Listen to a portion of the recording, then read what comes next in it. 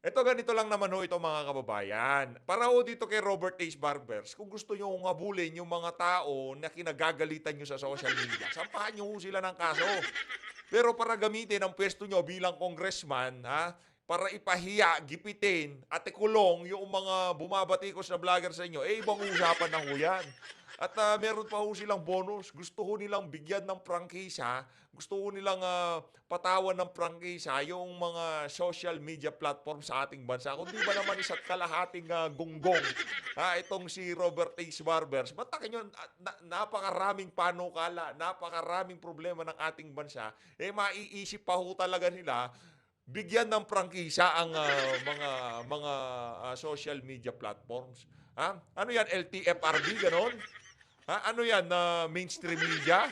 Meron ho bang ginagamit na karsada? Itong mga ano na to, mga social media platform na to, meron ho bang ginagamit na airwave? Ha? Itong mga ano na to, itong mga social media platform, pambihira talaga. Oo, dito sa video na to, pakinggan ho natin itong si Sir Verhel Santos, ha?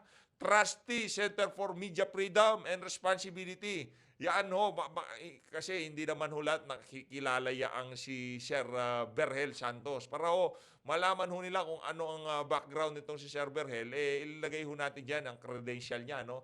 Siya ho ay trustee ng Center for Media Freedom and Responsibility. At ito naman hong si Robert H. Barbers, isa ho siya sa mga salot dyan sa House of Representatives, ha? Tandaan ho natin, kagaya ng ating update doon sa unang video natin kanina, ha, sobrang nadidelay na ho yung mga flagship project ng nagdaang administrasyon nung panahon ni Tatay Digong, yung mga naumpisang mga malalaking proyekto na makakapaghatid ng ginhawa sa mga mananakay, sa mga motorista. Kasi pagka nabawasan ng tao sa karsada, nasa ilalim na sila ng lupa, nasa subway na sila, eh luluwang ho yung trapiko at talaga ng mga napakalaking ginhawa nun para sa mga motorista. Pero dahil ho inuna ang kayabangan, inuna ang politika, inuna ang ayuda ng administrasyon ni Bangag, eh nagsasaper ho ngayon at patuloy na magsasaper ang sambayan ng Pilipino dahil dyan sa mga kapalpakan na yan. Pero bago yan mga kababayan, isang like at isang subscribe. Masaya na ho tayo dyan sa mga gusto sumali sa ating community. Alam nyo na ho ang gagawin. Yung join button, nandyan lang ho sa baba. Rekta ho tayo dito kay Sir Verhel Santos, dito sa interview niya kay Manong Ted. Ito, pakinggan ho natin to. Matindi ho Na ito. muna, tungkol po dito sa tingin ninyo doon sa proposal na bigyan ng franchise. Dumaan sa Kongreso kumbaga. Oo, idadaan sa Kongreso yung mga social media platforms. Una, kailangan ilagay na sa context yan. Oy, Robert T. Ano ba yung Santos, makinig prangkisa? ka. Ha? Makinig ka muna dito kay Sir Verhel para maintindihan mo yung mga, kasi hindi mo alam pinagsasabi nyo. Gusto nyo lang total control sa social media kaso hindi nyo magagawa yon. Baka abo ka na lang, hindi nyo pa kontrolado ang social media, yan ang tandaan mo. Kung gusto nyo makontrol ang social media, simple lang, ganito lang gawin nyo. Tanggalin nyo ang Meta, tanggalin nyo ang Google sa Pilipinas. Tapos gumawa kayo ng sarili nyong platform na kung saan iimbitahan nyo ang buong sambayan ng Pilipino doon sa platform nyo at lahat ng gusto nyong ipakita sa sambayan ng Pilipino, doon nyo ipapakita. At lahat ng bumabanat na yun sa inyo doon sa platform na yun, ipag-block nyo lahat. Ganun lang kasimple, di ba? Lahat ng nagla-like, nagdi-dislike, o kung ano pa mang ayaw nyo sa mga nagsasalita laban sa inyo, doon banatan nyo. Pero malabo ho yun. Malabo pa sa sabaw ng pusit yung tatanggalin ng Meta, tatanggalin ng Google sa Pilipinas. Nako, malaking problema yun. Magpresidente ka muna, Robert H. Barbers, bago mo magawa yun. Marami na hong nagtangka sa iba't ibang mga bansa na gawin niya ang gustong mangyari na yan. Itong si Robert H. Barbers na kontrolin ang social media nitong mga politikong walang hiyang kagaya nitong si Barbers. Eh, hindi ho nila napagtagumpayan yung mithiin nila na yan. Kaya malabo hong mangyari yan. Yung para kontrolin nyo ang saloobe ng naratibo, malabo ho yan. Partida yung napakaraming pondo, napakaraming ayuda, mga benepisyaryo sumasama dyan sa campaign sorte ng administrasyon. Pero yung social media, siya pa rin ang magsasabi kung gaano kawalang iya yung mga ipinapakita, yung mga senatorial candidate ng administrasyon. Nakikita nyo ho yung mga lap react, pinagtatawanan ho yung mga kandidato nitong si Marcos Jr. Diretso. Ang praktisa bayad sa pribilehyo na gumamit para pagkakitaan, ano? Ang posibilidad ng Estado. Yung mga facilities, pasilidad ng mga Estado, alsada, tulay, waterways, ports, airports, airspace, power grid, at sa media, yung tinatawag nating roxan. No? Bakit kailangan ng prangkisa yan? Kasi kailangan ang that order and safety should be maintained in these cases. At ibig sabihin, kailangan may technical supervision. Kasi ang kalsada at itong mga bagay na ito, road ban, limited ang capacity nito eh. Yan. Kaya kailangan ng privilege no? Correct. Ang gusto nitong Kongreso, pati yung social media na nag-ooperate sa cyberspace, bigyan din ng prangkisa. Wala namang nagme-may-ari sa cyberspace. At wala ngang yan walang limitless ang capacity niyan ano? Ang sa akin ito, Maricel, is that itong Kongreso, ang mga politiko talagang ganyan, naghahanap ng paraan para control ng media. Yun ang radio band, nakakita pa ng paraan para control yung ABS-CBN Hindi binigyan ng prangkisa Hindi ba? Pero bakit hindi binigyan? Hindi dahil sa merong technical shortcoming. Hindi binigyan kasi ayaw bigyan. Diba? At ito, encroachment upon basic freedom ito Hindi dapat nangyayari. Ngayon gusto pa nila ganyan. Kasi hindi ko maintindihan niya talaga. Para sa akin kung hindi lang nakakatakot yan, nakakatawa Diba? Pero, sir, paano yung argument nila na sinasabi nila na kasi dapat magkaroon ng prangkisa dahil sa ngayon, ang nakikita natin na kumikita yung mismong platform lamang at yung creator o yung mga content creators ng mga social media platform. Pero ang gobyerno, hindi naman nakakakuha ng buwis mula dito sa mga pinapalabas na. Teka lang. Ito naman si Mami, para naman ho kayong wala sa social media. Tanungin nyo nga ho yung stasyon nyo. Yung mga ilinalabas nilang content sa Google, sa YouTube, kung hindi ho sila nagbabayad ng buwis. Diyan sa YouTube channel nila. Aba, may problema tayo diyan. 'Di ba? Tanungin niyo nga ho yung News 5, huwag niyo sabihin hindi kumikita ang gobyerno. Pagka nagbayad yung News 5 sa BIR, kumita ho ang pamahalaan. Huwag niyo sabihin hindi kumikita. Yung mga creator at yung kumpanya lang ang kumikita. Totoo yan. Kayo naman, masyado naman ho kayong... Tanungin ho kaya natin yung mga malalaking vlogger, yung mga sikat na vlogger sa Pilipinas kung nagbabayad sila ng buwis para malaman natin kung kumikita nga ba o hindi, di ba? Ito. Huwag na tayong lumayo. Kay Erwin Tulfo na lang. Kay Rapi Tulfo pa lang. Isa sa pinakamalaking YouTube channel sa Pilipinas. Bilyon na ho ang kinita niyan sa pag-YouTube niya. Sa totoo lang bilyon ho, hindi milyon ang pinag-uusapan natin dito. Malamang daang milyon ho ang kinikita niya kada buwan. Napakalakas ang kumita niya. Hindi problema ng prangkisa yan. Problema ng BIR. Diba? Pahabol nyo sa BIR. Maghanap kayo ng arrangement na para makita ninyo kung sino nakakalusot na hindi nagbabayad ng buwis. Problema ng BIR. Problema ng nagpapabuwis. Diba? Alam nyo, isa pang bagay kailan lang tinawag din ako tungkol dito sa hearing ng Senado, ng Kongreso sa fake news. Ang hearing sa fake news, gusto raw kontrolin ang media, ang social media. Not only social media, but media in general. Kung ano yung nilalabas niyan. Isipin mong ginagawa ng Kongreso, hindi pa naiintindihan ng Kongreso na hindi sila pwedeng magpasa ng batas, na lumilimit sa freedom of the press. Pero ginagawa pa rin, yun lang ang gusto ng politiko. Gusto kontrolin ng media.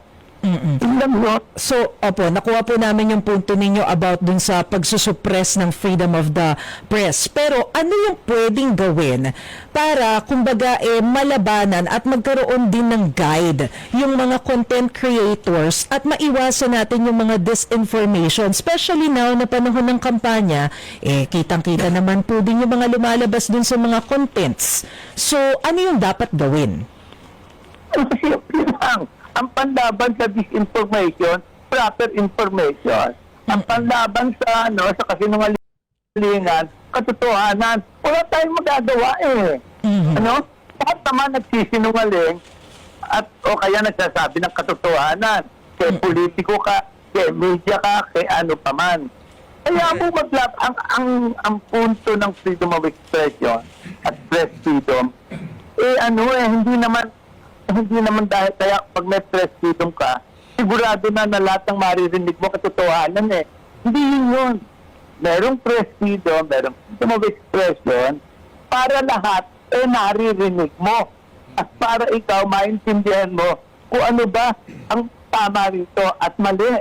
So walang garantiya. Walang garantiya. So walang ang kalaban nila, mga garantiyahan yun. Pagka naglagay siya. Pero still, sir, Di ba minsan pati yung mga mainstream media talagang minsan nakakapagpagalat ho sila ng ng fake news, di ba? Pero ang matindi ho dito, pagka vlogger, automatic erratum yan. Babawiin ho niya kanyang mga sinabi, mangingi ng paumanhin.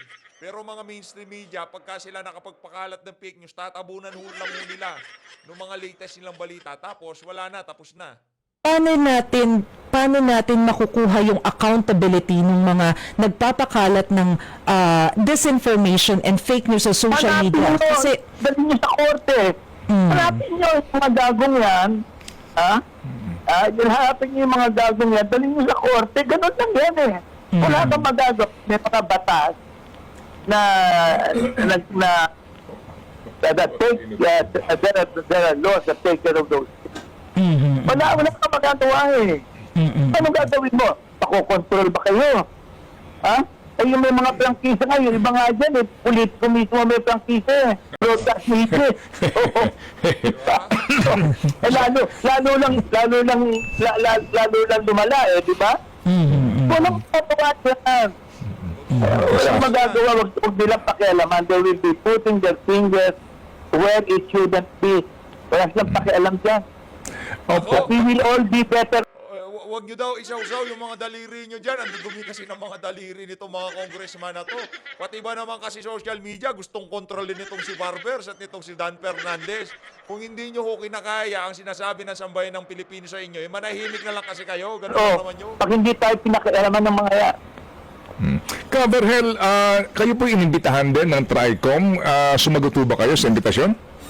Hindi kasi hindi na ako iniimbita. Nung una pa, iniimbita ako no? Pero ang sabi ko, ayoko pumunta dahil I did not want to come under the rules of Congress. Diba? Hindi ka naman, mas mabuti magsulat na lang ako at masasabi ko yung gusto ko. Doon hintuin ka no? At pangalawa, ang nakuha nila mga periodista yung iba, mga mamamahayag, na nagpunta, apparently hindi maliwanag sa kanila kung anong pinag-uusapan dito. Ang pinag-uusapan dito, kukontrolin sila. Nagpuntahan naman yung mga PR people at yung mga nagpapatakbo ng mga kandidato dahil naghahanap ng kliyente. Anong gagawin natin? Alam mo, pag may interest mo pinagbigyan yung kongreso sa mga ganyan, lalo lang tayong mapapariwara eh. Kaya hindi dapat pakialaman yan. Sabihin sa kanila, wala kayong pakialam sa amin. Kasi pag pinabayaan namin kayong makialam sa amin, ang mapipirde, yung aming pinagsisilbihan. Ano yun? Tao. Kasi hindi naman gano'n eh. Hindi mo sabihin sa ilang tao, ba't ka pumupunta riyan? You are allowing yourself to come under the potential control, if not outright control, of government. Opo. Coverhell, ano po ang inyong kaisipan doon po? Ayun na nga mga kababayan, dahil narinig na ho natin ang mga punto de vista nitong si Caberhel, malaki ang respeto nitong si Manong Ted Filon, ha? Dito kay Sir Verhel, ha? Dito ho sa bahagi ng video na to, pakinggan na ho natin itong si Robert H. Barbers. Eto ho, kay Robert The H. Troy Barbers na Committee tayo. of harassing the vloggers and influencers by summoning them to this probe. Some vloggers say that this is a trap to have them arrested. Your reaction to that? Well, first of all, they have to realize that the objective of this TRICOM hearing is only to establish a regulatory policy in the use of social media platforms in the country. All of us in the country know that in the advent of the social media, a lot of fake news have been spread, no, all over the country. Kasuhan nyo! Yan ang problema sa'yo eh. Dakdak ka ng dakdak, hindi nyo naman kinakasuhan. Kung meron palang fake news na ipinakalat laban sa inyo, di kasuhan nyo. And disinformation, malinformation, and misinformation are prevalent. So what should the government do to address these issues? Because it will undermine national security. It will perhaps even to the extent of undermining democratic institutions. So the government cannot just sit idly and do nothing. So the TRICOM initiated this investigation of fake news and eventually, in aid of legislation, come up with a remedial legislation. And that's the only objective. Gagawaran ng prangkisa yung mga social media platform. Ang tanga, anak ng tongo. Why should we waste our time? What did they say? Entrapment, or why would we waste our time in detaining them if we don't have any? Kayo naman, why you waste your time? Para ma-detain ng mga vlogger, para wala nang bumira sa inyo, para matakot nyo yung mga susunod na vlogger na magsasalita sa mga kabalbalan na gagawin nyo dyan sa House of Representatives. Tandaan nun natin, meron pa hong 3 taon. Ay, wala na pala, tapos ka na pala, kaya nagkukups ka kasi tapos ka na. Tandaan nun natin, meron pa 3 taon itong administrasyon na to para maggasik ng lagim sa ating bansa. Kaya kailangan ho nilang patahimikin yung mga vlogger para, syempre, malaya ho nilang magawa yung kanilang mga kalokohan sa ating bansa. Yan ho talaga ang endgame ng TRICOM na yan. Yun lang ho talaga. Bakit kayo magpapatawag ng ganyang hearing? Simple lang. Simple lang yan. Ganito, gawin nyo, kasuhan nyo kung merong nag-libel sa inyo.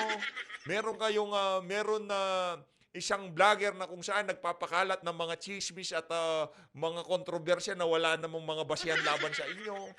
Yun na lang ho. Dali nyo sa korte, sigurado. Pagka korte nagpatawag dyan, pupunta yung mga walang yang vlogger na nagpapakalat ng fake news sa inyo, Robert H. Barbers. Pero habang walang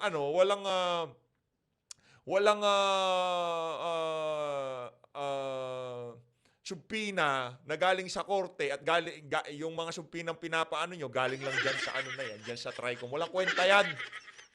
Kasuhan nyo yung pagpaliwanagin nyo sa korte, yung mga vlogger na kung saan sinasabi nyong nagpapakalat ng mga peking balita. Yun lang yun. Basis. Can we get anything out of that? No. The reason why we invited them is because they were the ones who are active in the social media, and we wanted to know if they indeed would agree to a policy that will be approved by Congress and eventually become a law. Because if they don't agree, then definitely wala pa nga kayong proposal o wala pa na nga. Ang narinig pa lang ho natin, paprangkisahin yung mga social media platform. Sinasabi nyo, wala pa nga Kumbaga nag-uusap-usap pa lang sa House of Representatives, pero laser targeted na yung mga yung mga vlogger na gusto nyong banatan Si Ma'am Joey, itong si, ano pangalan to, si Sir Jun Abines. Si Capdado, yan ng mga yan talagang pinatarget ho nitong mga walang yang congressman na to. Pero ano ho sila, in aid of legislation. Pero nakatingin lang ho sila doon sa mga ilang vlogger na pinanggigigilan nila. Ganyan ho sila kawalang iya. These guys are the purveyors of fake news. They are the ones who doesn't want Malamang itong si Ace Barber, si ano ho siya, talagang sobrang ano ho siya, yung tipong pagka nakikita niya itong si Ma'am Joey, yang si Ma'am Crisette, di ba? Siguro talagang masama ang loob nitong mama na to. Kaya sa lahat na lang ho ng interview niya sa social media, yan ho mga banat niya. to be regulated and controlled because they want to continue their shenanigans or, so to speak, the spread of fake news. So, wala naman. Spread of fake news. Ikaw talaga, Ace Barber. So, pambihira tong mama na to. Para daw maituloy ang ating shenanigans. Yung mga nagsasalita sa social media, para matigil ang inyong mga shenanigans, sabihin mo. Natatakot kayo, baka ang sambayan ng Pilipino ay talagang mamulat sa mga kabuktutan na ginagawa nyo dyan sa House of Representatives. Yun ang problema nyo. Talagang ikaw. Plano. I wanted to get more insight, though, into how you chose the batch of vloggers that you invited to the hearings, because if you take a look at the names, a big chunk of them are actually associated with the Duterte camp. We have 13 petitioners who filed for the unconstitutionality of the hearings, at yung mga pangalan doon na talagang kumbaga litaw na litaw sila, like Crisette Laureta Chu, you have Atty. Trixie Cruz Angeles, Lorraine Badoy, Eric Celis, Sas Rogado Sasot, etc. How did you determine Mga dekalibreng vlogger, hulag at lahat ng mga nabanggit, mga dekalibreng who to invite to the hearings? Well, the first parameter is that we got a list of all those who are active. No? It just so happened that those active bloggers are political bloggers, no? Which is probably, which we think is associated with a different political party. And but that's not the only basis, Gretchen.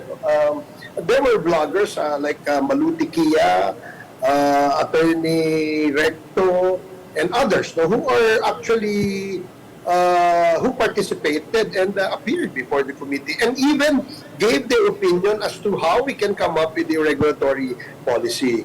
So these are, I think they should. They give too much importance on themselves. Hindi dapat, alam mo, the reason why we want them there is because they're the ones who are active.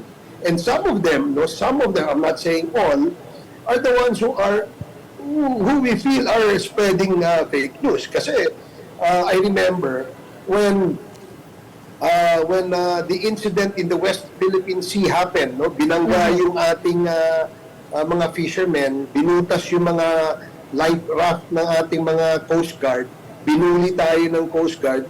They did not even issue a comment or a statement. Hoy, nagko-komento kami dyan. Kinukundi na namin. Sinasabi namin ang ginagawa ng mga Chino dyan, mali. At hindi katanggap-tanggap. Dapat nating ipaglaban ang ating mga karapatan dyan sa mga pinag-aagawang mga bahura, ika nga.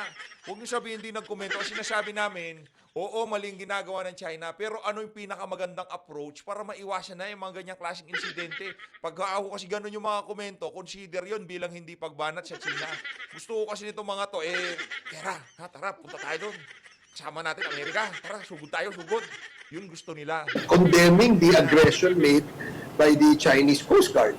So, ang feeling namin, teka muna, dapat ito yung dapat nating binubuhay sa social media. But that's just one topic, Gretchen. No? And generally, what we really want to happen is that a policy that there will be a code of conduct, no, among social media actors. There must be some sort of discipline and, of course, accountability. If you start spreading fake news, you should be accountable. Now, they will say, and I'm sure they will argue, there are existing laws. You file a case. There are already cybercrime laws and anti-cybercrime prevention act. You can use that as basis to file. Kaya nga natin tinitingnan Why is O it that since yan ang palusot nyo. Lagi kayo tingin ng tingin. Ha? Kahit na merong mga existing na batas, talagang titignan nyo pa rin para mapatawag yung mga vlogger. Yun naman ho yun. Ito talaga si Robert H. Barbers. Para titignan, hindi para titignan. Alam nyo na meron. Pero pinapaikutan nyo para mapatawag ang mga vlogger, mapahiya sila, at makontent sila. Yun naman ho talaga ang endgame dyan. 2012, when the Cybercrime Prevention Act was passed, hindi naman nagagamit ito na batas doon sa mga dapat paila ng batas, no? So we want to look into this and perhaps revisit and see how we can improve, no? Again, no, they give too much importance on themselves, Gretchen, eh. Parang feeling niyo ba kayo ang heroes? Kayo ba ang kayo lang nagmamahal sa bayan? Oo, wala kaming ganyang mga feeling. Wala kaming mga feeling na kami yung mga heroes, kami lang yung mga nagmamahal sa bayan. Wala ho kaming ganyang mga pakiramdam. Ang meron lang mga ganyang klaseng pakiramdam na nakikita at naoobserbahan namin, yung mga unggoy dyan sa House of Representatives. Pagka nagsalita sila, akala mo lahat ng ginagawa nila ay para sa ikabubuti ng sambayan ng Pilipino. Pero kami mga vlogger, wala ho kami ganyang pakiramdam. Kami lang hindi ganun yun. Pinupuna lang namin yung mga sa tingin namin base sa nagdaang administrasyon. Kasi ang barometer ho natin dito, itong si dating Pangulong Rodrigo Duterte. Korupsyon nung panahon niya, bagsak. Kriminalidad, bagsak. Droga, bagsak. Korupsyon, kahit papaano na ibsan, pero marami pa rin. Ang sinasabi ho natin dito, yun ang pinagbabasihan natin. Kaya nasasabi natin na mayroong problema talaga sa mga politikong kagaya nitong si Robert H. Barbers. Pero hindi ho natin kiniklaim na tayo lang nagmamahal sa bansang Pilipinas. Hindi ho. Kahit lagi natin sinasabi sa outro natin na mahalin natin ang Pilipinas. Kaya nga, nanghihikayat pa nga tayo eh. Para kung sakaling mapanood tayo nitong mga unggoy na to, pumasok sa kanilang mga kaisipan na, sige na nga, pagbigyan natin si PH, mahalin natin ang Pilipinas, di ba? Kaso yung problema ho dito sa mga to, mahal lang ho nila yung mga bulsa nila. Mahal lang ho nila yung mga ayudang pinamimigay nila. Yun lang ho mga mahal nila. Kasi kung hindi nyo mahal yon, yung mga nabanggit natin na yon, hindi kayo pipirma dyan sa 2025 ay dyan sa impeachment ni VP Sara. Di ba pumirma kayo? Para saan? Sa ayudang maibibigay sa inyo. Yun. Tuloy. Congressman, nabanggit po ninyo no December 4 actually that you're calling into an investigation into the spread of harmful online content by trolls and pro-China propagandists. You zeroed in on those two things.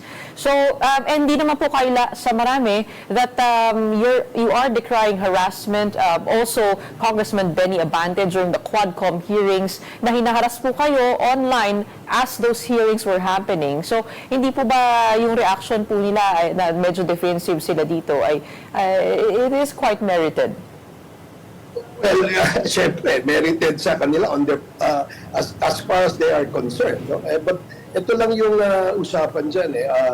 Sa tingin ko, no, pagka ayaw mong ma-regulate, ayaw mong ma-disiplina, may plano kang iba. Pangalawa, hindi ba dapat na magkaroon tayo ng effort to stop the spread of fake news in the social media? Brad, paulit-ulit ka na, aanin ka na sa akin, mamumura na kita. Gusto mo mother-father sa akin? Mother-figure. Si Ortega. Hoy, hindi ako nagpauso nun ha. Huwag mo sabihin magagalit ka pagka sinabi ng vlogger, pero pagka sinabi ng congressman, okay lang. Walang yan ka, mother-father ka ha. Yung mother-father mo masyadong mabait. Pagbuti magulang ko, dinadamay mo dito, PH. Si Ortega nga, pati magulang nitong si Tatay Digong, dinadamay eh. Ano, kayo lang mga congressman ang pwedeng bumanat ng ganon? Kami mga vlogger, hindi. Mother faker. Ibang klase ka talaga. Dapat ba lagyan natin ng disiplina yung mga gumagamit ng social media kasi maraming nagmumura, no? And alam naman natin that children are accessible to the social media platform. Bobo. Oh, nagmumura mga vlogger, nagmumura, walang nanonood na bata dito. Tanga-tanga talaga nitong si Robert H. Barbers, yan ang problema sa iyo eh. Ha? Yan ang problema sa iyo. Inuuna mo yung yung mga walang nanonood na bata sa mga vlogger, pinapanood doon yung mga pakending-kending. Yun ang pinapanood ng mga bata, yung mga pa-TikTok, yun ang pinapanood nila, yung pa-ML, yun. Yung mga, di ba, ganun pinapanood nila. Wala ho silang pinapanood na news. Yung mga bata na yan, wala akong pakialam sa inyo. Wala silang pakialam sa mga nangyayari sa ating bansa. Ang gusto lang yan, bilan mo ako cellphone, mag-ML ako. Yun lang. Yun lang gusto nila, pero sabihin mo, aabot ang isang bata sa punto na itong ating pagsasalita na to. Umabot ng kulang-kulang 30 minuto. Panunood kay PH Update. Anong pakialam niya dito?